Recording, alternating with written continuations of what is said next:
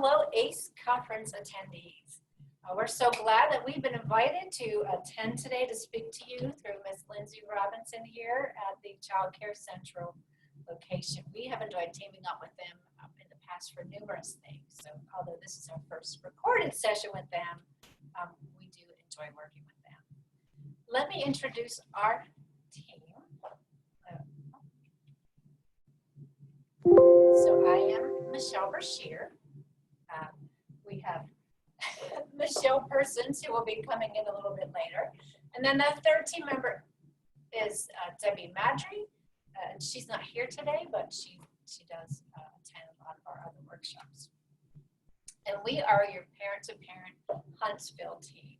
So our parent-parent teams are an initiative of the Military Child Education Coalition, hence the MSEC on the left-hand corner. And MSEC, that has a mission of helping children that are dealing with mobility, transition, and family separation. So at one time, this was a Department of Defense initiative, because you can see those are military issues, but they are no longer military-specific issues. And I would say 98% of our topics are not military-specific issues. And we are now funded by the state of Alabama Department of Education Trust Fund. So again, no longer a military specific topic. So Parent to Parent, our initiative, began in 2005, and it has a mission of empowering parents and caregivers to be proactive advocates for their children, their students. But we do this by providing these interactive workshops, informative resource workshops, such as this one, to groups, organizations such as yours, such as any organization, and thanks to our funders for free. We address social, emotional, and academic issues from birth all the way through college. So today's workshop is one of our favorites. Mindset, motivate, and encourage kids to grow, learn, and be successful. Who doesn't want that for their kid, right? So this workshop, is based on this book by Carol Dweck. She's a professor at the University of Stanford, a professor in psychology at the University of Stanford. Her theory basically states that people have two mindsets. And as parents or influencers in the lives of students, we can help develop their mindset by how we act, how we model, and things that we say. So let's take a look at some of the ways that we can do that. So the objectives for today, we're going to define fixed and growth mindset, which is a good way to start. And we'll discuss learning and effort and how those two go together. And we'll talk about how we can encourage different ways, different skills, techniques, on how we can encourage and we can motivate our kids, our students. So what is mindset? It is a mental attitude that determines how you interpret and how you respond to situations. So in order for us to best lead or to best model for our children, it's helpful for us to know where we fall in this whole mindset realm. So I have a couple questions to ask you. Just need you to take a piece of scratch paper. All you need to do is number maybe 1 through 6. And you're going to circle the ones that you feel that describe you best. So, number 1, there are just some things I will never be good at. Number 1, I'll say, there are just some things that I will never be good at. Number 2, when I make a mistake, I learn from it. So when I make a mistake, I do my best to learn from that mistake. Number 3, when others do better than me, I feel a little threat. So when I feel others do better than me, I feel threatened. Number 4, I enjoy getting out of my comfort zone. I enjoy new things. I enjoy things that challenge me. Number 5, when I show others how I've proven that I'm smart or I'm talented, I feel pretty successful. I feel pretty good about that. So again, when I show others I'm smart or I'm talented, I feel successful. And the last one is I feel inspired by the success of others. So if you take a look and if you circled the even ones, that tends to be more of a growth mindset person. And if you circle the odd ones, those tend to be more of a fixed mindset thought. So don't worry, we're going to help you and determine how we can maybe work on your mindset as well as those students and those children in your lives. So do your results surprise you? It often depends on what area of life you're talking about. So again, don't worry. We're going to give you some skills and techniques today. So first let's look at fixed mindset. This person believes that the qualities like intelligence or talent are fixed. They can't really be changed, right? Either you have them or you don't.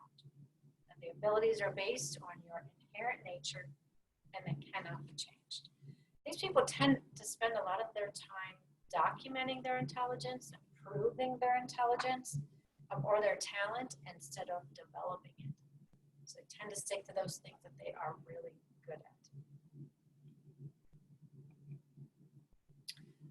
It doesn't allow as much for potential for growth and can leave people feeling a little anxious. So here are some of the thoughts that a person with a fixed mindset may go around thinking. I don't want to look like a failure, so I don't step out of my comfort zone. I ignore constructive criticism. It just makes me uncomfortable. I don't like to ask questions in case I feel stupid. Well, how do you get answered, right?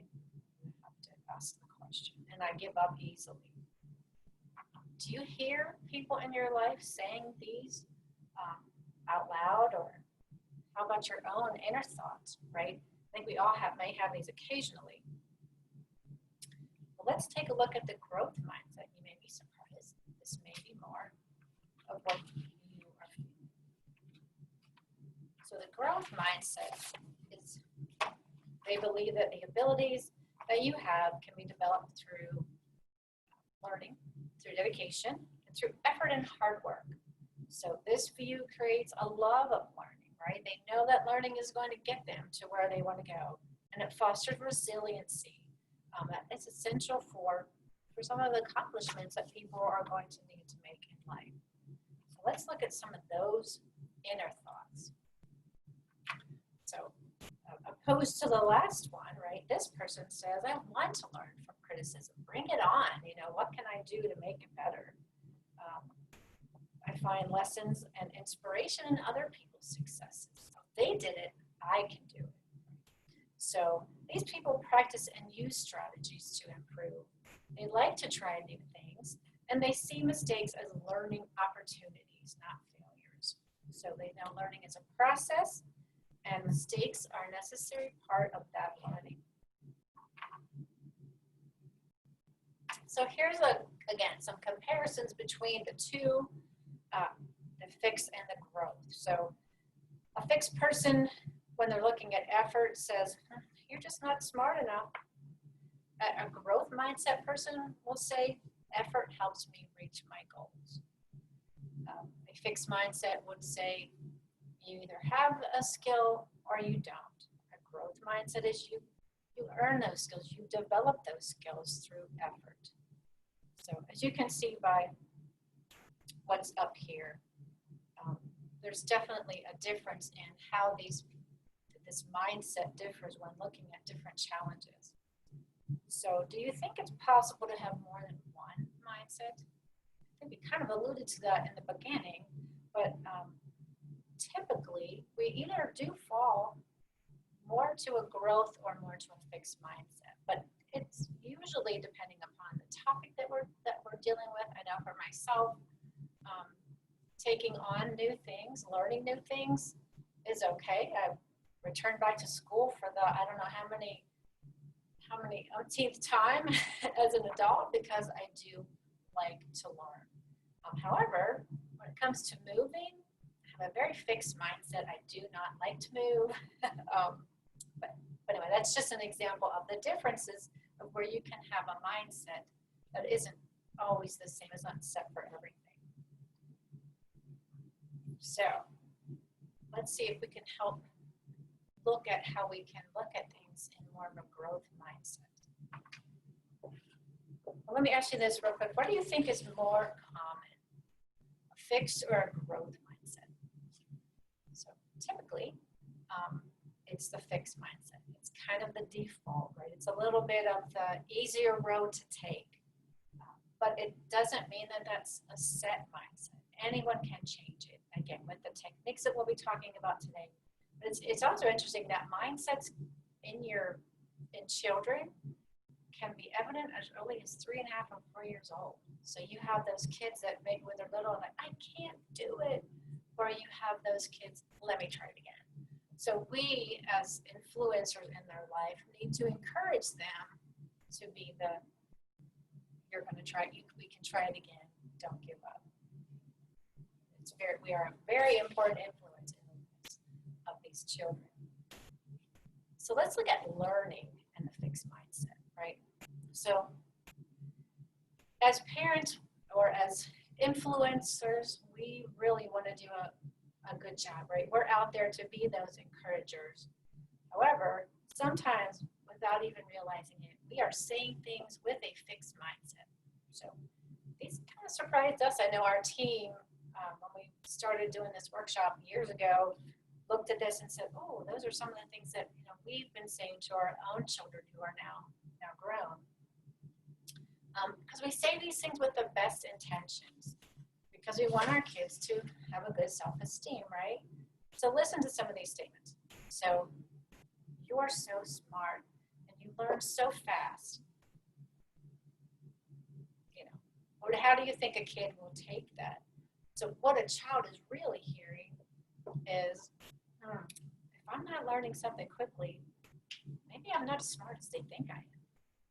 And sometimes that can actually keep them from investing time in something that they might really want to try because they don't want to look like a failure in your eyes. Some things just take time, right, to master.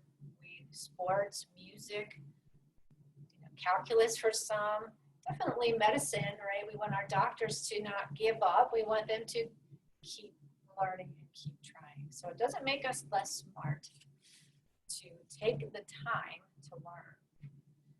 Another thing that we might say is, right, you have a natural talent, whether it be science or sports or math, right? But when we praise this natural talent, when our kids come up with another skill that they want to try, but they're struggling with it, again, they might think, I'm just not as good as they think I am, and their confidence goes down, and they may give up, and they may not ever try that new thing that might actually be the thing that they really enjoy in life. So how about that, an A? You got an A, and with very little effort. So again, we're sending a message that an A without effort, right, is better than that A that you worked for. Again, if a kid thinks they have to work too hard to get that A, they might as well give up because they're not good enough, they're not smart enough. And again, teens are often reluctant to try new things, and they certainly don't want to admit that they had to put the effort out for that good grade if they think that you think that it's easy for them. So help your child understand that this learning is a process, and the effort is as important as the easy A.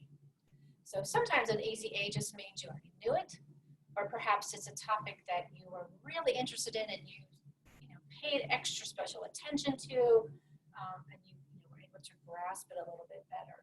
But as a parent, you can point out that the brain makes connections, synapse connections when challenged and when effort is put out. So those mistakes and those challenges that they're dealing with actually are helping their brains grow. So I want to read a few quotes to you about a famous person that definitely was for effort, right?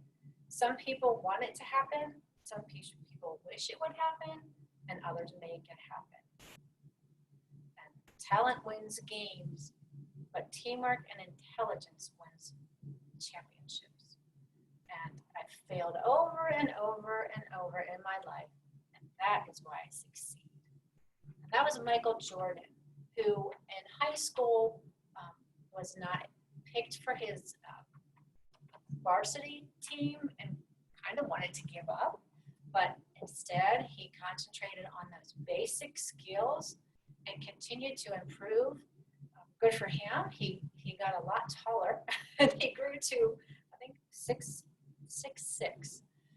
And so that those skills, those basic skills that he learned with all of that effort and time definitely paid off for him.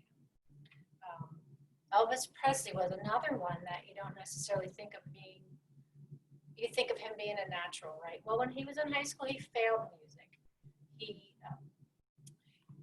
But he kept going, right? And he ended up making his own way in music. He kind of had his own type of music during that time. So we're going to turn it over to my teammate Michelle, and she's going to look a little bit more about this whole effort and time dealing with a mindset. One more thing we're going to show you before we give it to her. Have this cute little cartoon, and I hope you're able to read it. But basically, we're looking at two different mindsets here. We have Hobbes. Hobbes and I had a frank exchange of ideas. She said, well, what happened to you? And he said, Hobbes and I had a frank exchange of ideas. What are you doing? Homework? And she's like, I wasn't sure I understood this chapter, so I reviewed my notes from the last chapter, and now I'm reading this. It's like, what, you do all that work? Well, now I understand it. He's like, I used to think you were smart. And I wonder how many of our own kids look at their classmates and think, well, they're just smart. But what they're not seeing is all the effort and time that they're putting in behind the scenes, right? Just like our students need to do in order to get to where they want to go. Okay, Missy. All right, so let us focus, yes, okay, focus. Yeah, I think when you come in like that. All right, so let's stay on the topic of effort.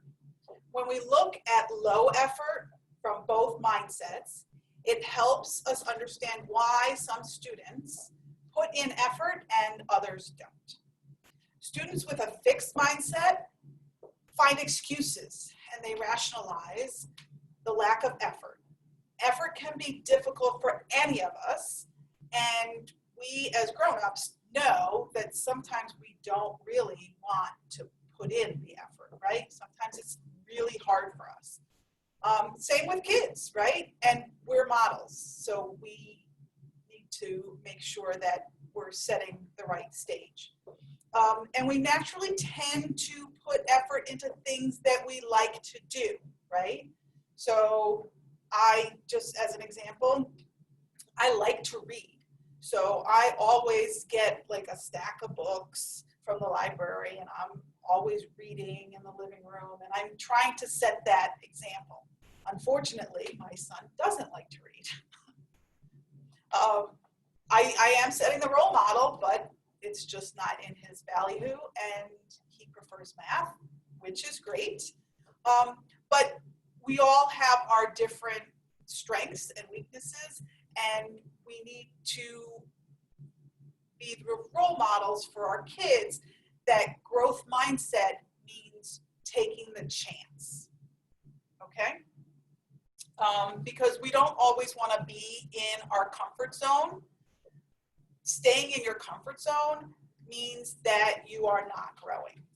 And if we look at this slide, the fixed mindset with low effort is going to say, I could have been, but the rationalizations again.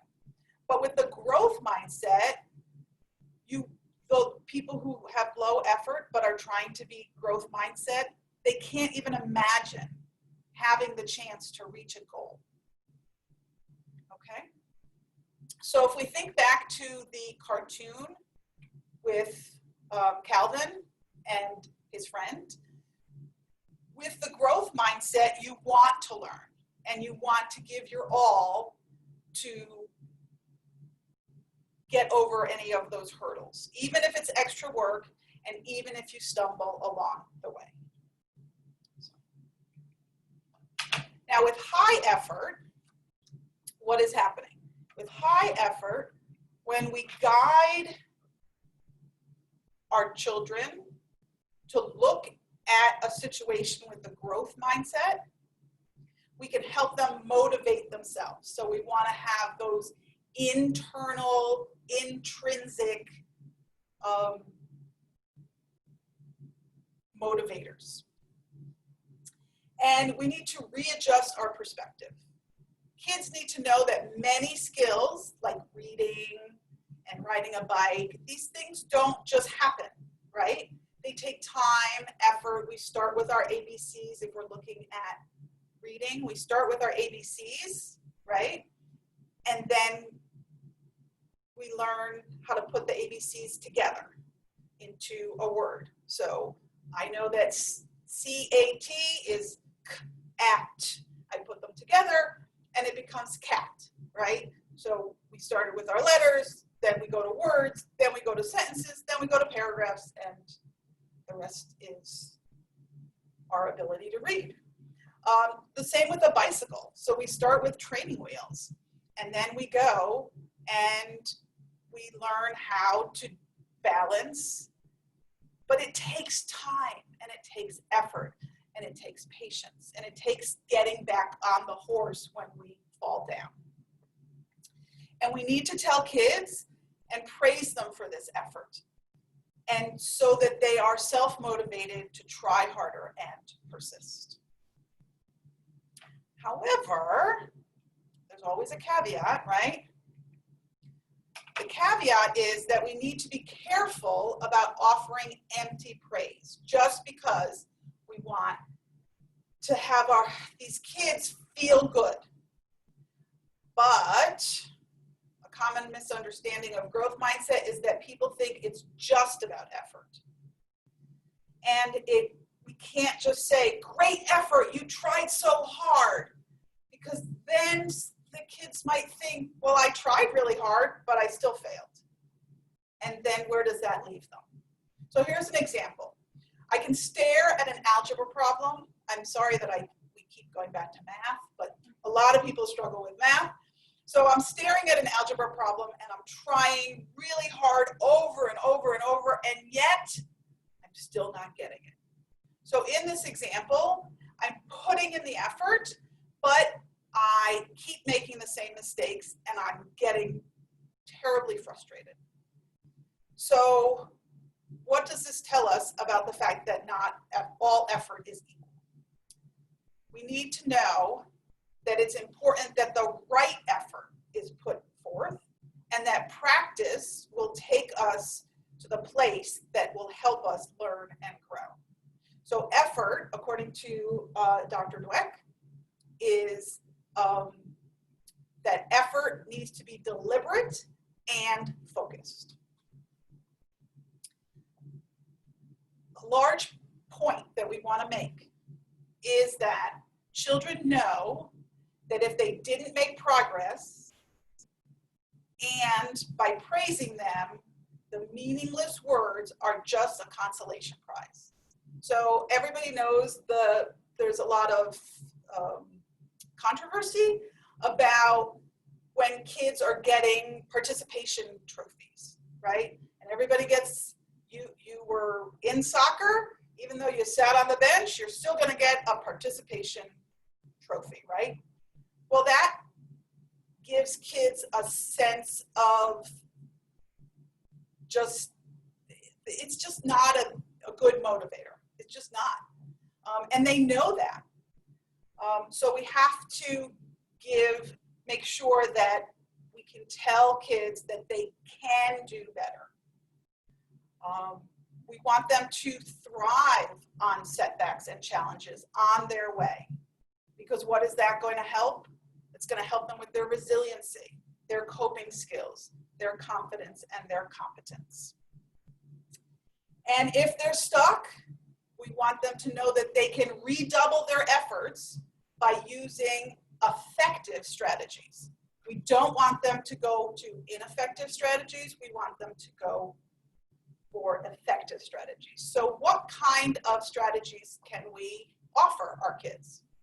So one is to help them figure out how to do something differently. So if we go back to the math, we know that there's old school math, which what we were taught, and now there's Common Core math, right?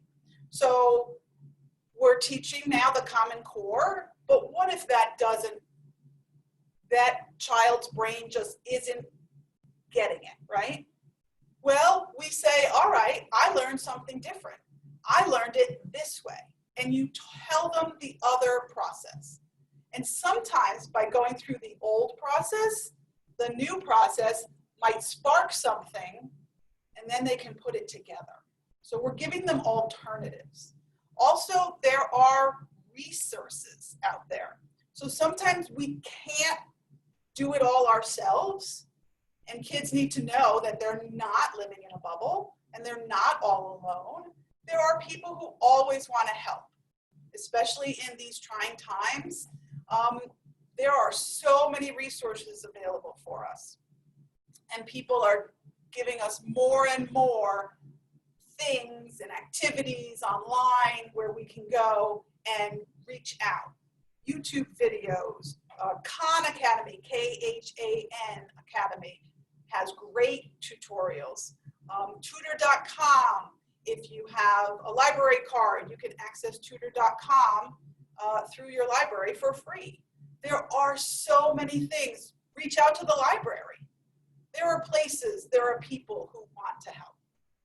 Give kids alternative solutions. So talk about what you did here didn't actually work. It didn't get you to the end result you wanted to. How can we change it to make you more successful? Again, if plan A doesn't work, let's come up with a plan B, right? Also, just encourage them not to give up. Another thing we like to talk about is we can do hard things together. So I want to make sure, again, you want to make sure that your kids do not feel alone, and that they feel that there is a community where they can feel confident to fail, because failing is not failing. And I'm going to show you that in another slide in a minute. I'm going to explain failing in a minute. But there are ways that we can help with effort and boost kids up. So what can we say? I talked about encouraging them not to give up. What can we say to encourage and motivate those kids? This three-letter word on your screen, Y-E-T, yet. Yet is a beautiful word when we face challenges. Remember when our kids were little and they were learning how to walk? Did they quit when they fell? I don't think so. How about the second time? The third time? That's how they learned. So fall after fall, mistake after mistake, they didn't quit or compare themselves to anyone else. They just got back up and continued on their learning process on how to walk. So if we apply the same thinking of learning to walk to school, sports, music, relationships, and any new skill, then the process, despite it perhaps being challenging, becomes a place to make mistakes, but keep trying. So if we're talking about sports, like Michelle said with Michael Jordan, he was having trouble with, I think, his free throw. I think it was his free throw. He wasn't tall enough, they didn't feel. Okay, all right. So I'll never make a basket. Maybe he said, I'll never be able to make a basket. And you can tell your kids, no, you haven't made a basket yet. But the more you try, the better you're going to get at it. Or I'm horrible at math. Again, I'm doing this math thing. And it's no, you're not horrible at math in general. You just haven't gotten down this concept yet. So yet can be very powerful. And it can allow for mistakes, which are, again, a necessary and healthy part of the learning process. It allows for continued growth instead of giving up. And it allows for openness to find solutions. We want to praise the process of learning and the fact that learning, again, takes time and deliberate effort. We also want to say that practice makes, when you finish that sentence, what do you think? Practice makes perfect is what a fixed mindset would tell you. But we like to say at Parent to Parent, practice makes progress. We are not looking for perfection. We are looking for progress. That's what I tell my kids. I know you're going to fail, and that's okay. But did you learn something from it? Are you making progress? So, let's talk about what else we can do to foster growth mindset. We are our children's first and foremost teachers. And so when they see us displaying a growth mindset, we set the example of how to think and act. So here are some more tips to incorporate growth mindset into your way of thinking. First, let's set the example in the first box. So again, I read to my children. I'm a very voracious reader. I set the role model. When my kids struggle, I say to them, as I said before, I say, well, what can we learn from this situation that you're frustrated with? I hear your frustration. I acknowledge it because frustration is normal. I acknowledge it, but I say, what can we learn from it? What could we do better next time or differently next time so that our frustration is not as deep? Another thing we can do is change your internal monologue. Dr. Dweck encourages us to hear those fixed mindset voices. So Michelle had shown on the screen earlier some of the thoughts that go through a fixed mindset brain. And Dr. Dweck says, yes, hear them, acknowledge them, but counter them.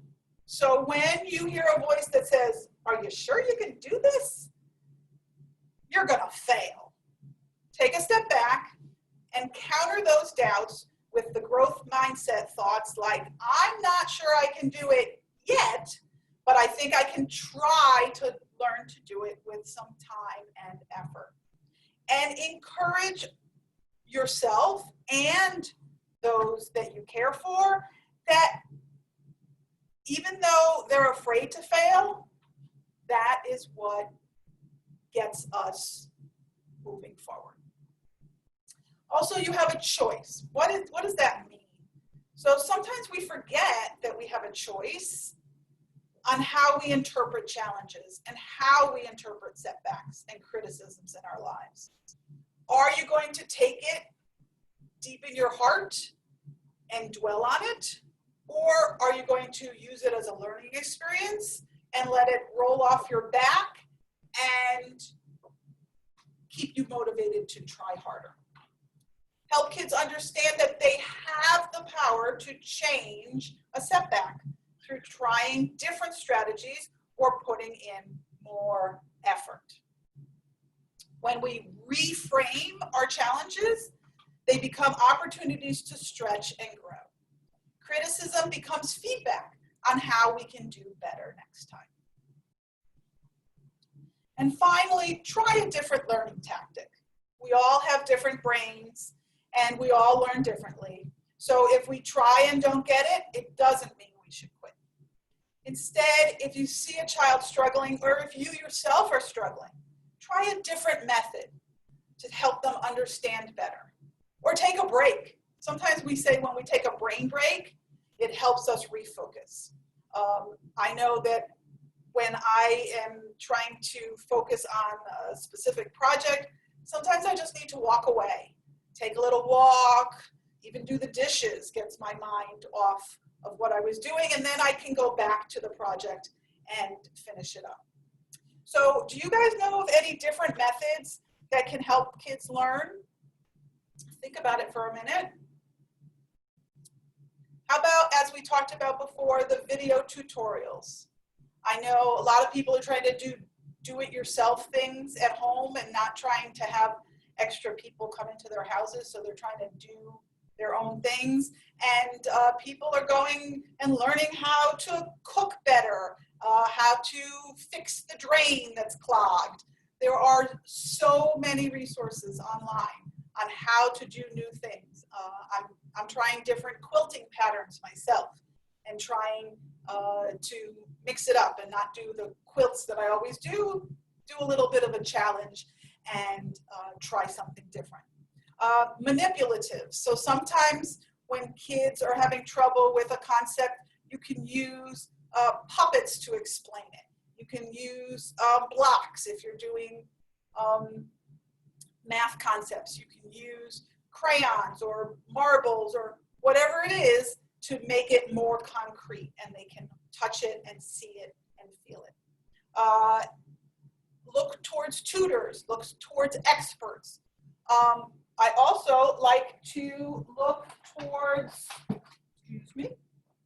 literature. So there are all these, these are just examples, but there are all sorts of books that talk about challenging children or animals or characters who have challenges, right? And they overcome them. So through literature, we can also talk to kids about how these characters we can make connections on how these characters had struggles, but they overcame them. The most famous that I think I like to refer to is The Tortoise and the Hare, right? I mean, that's a classic. We talk about the tortoise who is slower than slow and the hare who goes way, way fast. But what happens in the end? The tortoise actually wins the race because the hare does all these other things that divert them. And slow and steady won that race. So these types of literature can also help us to share with kids that it's okay, we can keep going. So my next one is we want to change our mindset. Again, failures and mistakes are part of life. So what can we say or do when a child fails or makes a mistake? Fail. First attempt in learning. So failing is not failing. It is part of the process in order to get better. So again, help children see a challenge in a positive light. Use the power of yet. It's a simple 3-letter word. Replace words fail and mistake with learn. And deal with the setbacks as part of the process. So sometimes we can see the consequences coming. You know, we have years of experience. Been there, done that, have the t-shirt, right? But the child doesn't. Children haven't had the experience we have, and they just don't know. But sometimes we know what possible consequences are going to happen.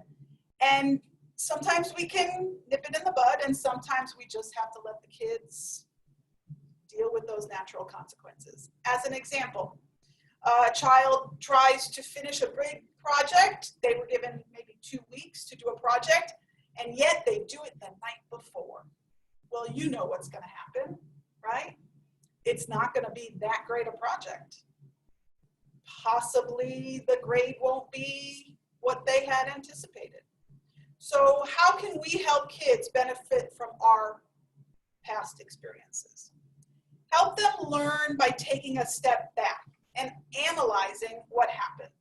So in this project example, you say, well, you were given the assignment 2 weeks ago, right? Maybe we should have backward planned. Maybe we should have looked at a calendar and done a little bit at a time. At Parent to Parent, we like to say, what's the best way to eat an elephant? One bite at a time. So we need to help kids with time management issues, right? They're not born with knowing how to manage their time. We need to teach them these things. So be supportive. Try not to judge. Sometimes that's hard. But enhance their learning. Ask, what did this teach us? What should we do next? How can we do better next time? So as Michelle had said earlier,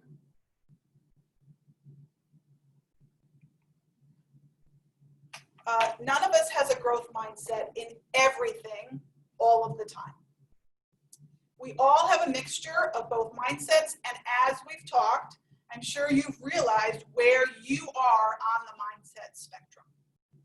Something really challenging and outside our comfort zone can be a trigger, and we have to be aware of our fixed mindset triggers. Recognize the triggers, like times when we're anxious. We might hear those negative voices, or when we experience a setback. Those negative voices always come out.